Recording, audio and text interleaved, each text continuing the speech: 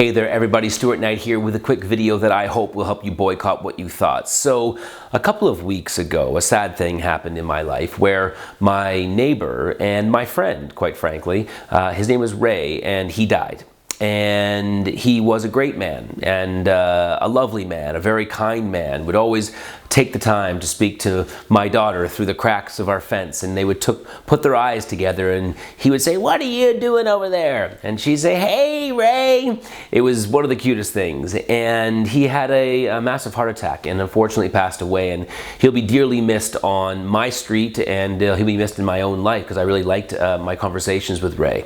And the part that really struck me about this, and I know we know this, but when it happens it really hits us, was that earlier on in the day he was on the driving range.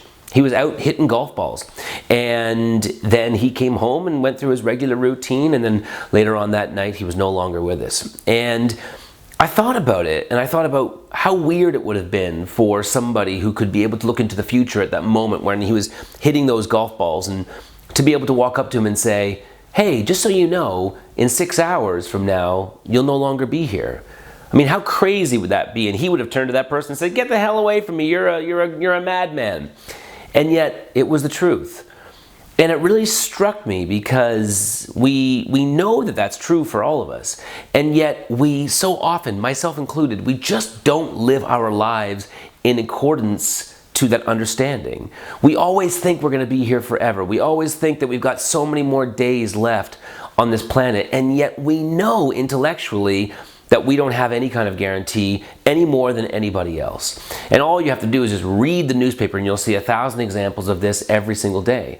And I was reminded of this when the passing of my friend and my neighbor Ray. And so as I've been thinking about this lately, I found myself in a situation the other night where I was putting my son to bed. And as I was putting him to bed, I had to pick him up out of the crib because he was sad and he just didn't want to go to sleep. So I put him on my shoulder and I just was doing my usual, rocking him, all right? Yeah, insert R&B music right now, right? Anyways, so I had him on my shoulder and he fell asleep on my shoulder. And I wanted to make sure he was fully asleep before I put him back in his crib. So while he was sleeping on my shoulder, I thought about what it would be like if this was my last moment with my son. I know it's kind of a morbid thought, but I thought, what if this was my last moment? And I closed my eyes and I just imagined this is my last time that I ever get to rub his back. This is my last time I ever get to hear him breathing in my ear. This is my last time I get to hear him just gurgling the way that he gurgles. And I thought, oh, this is the last time that I might have my chest against his chest. And it made me just swell with emotion, and it just made me swell with just gratitude for that moment.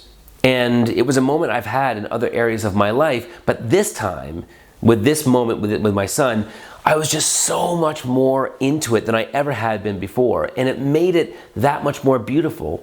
And it made me realize that I've missed this moment. I've been hugging my son many times. I've been putting him to bed many times. The same was true with my daughter. And I've never really been truly as present as I was in this moment.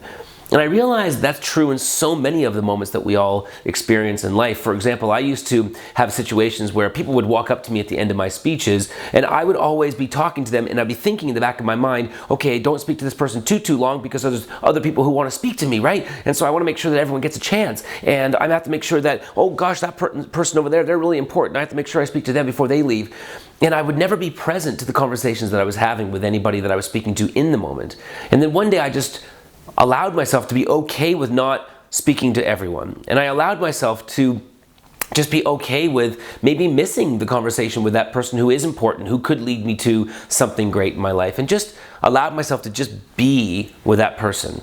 And I started looking at those people differently. I started realizing that they had lives and that they had ups and downs and good days and bad days. And it started making me really feel a lot more lucky, I guess, if you will, to be able to be in that conversation with that person. I thought, here's a stranger who's chosen me to want to speak to because they liked the speech I just did.